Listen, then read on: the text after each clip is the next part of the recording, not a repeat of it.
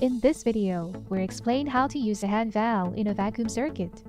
There are two types of hand valves: two-way valves with on and off switching function only, and three-way valves with residual pressure exhaust function.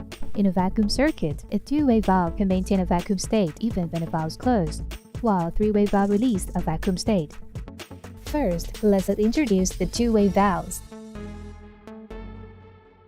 When valve is closed, it can maintain a vacuum state. Also, the workpiece will not be detached even if the vacuum generator is stopped.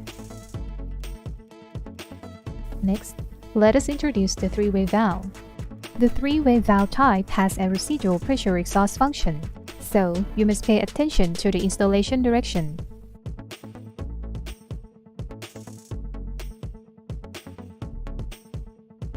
When the valve is closed, the vacuum state will be terminated, and the workpiece will be detached.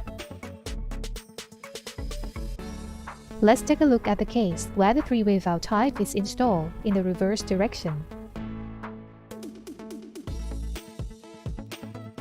When the valve is closed, the vacuum generator will keep sucking in the air, and the workpiece will not be detached.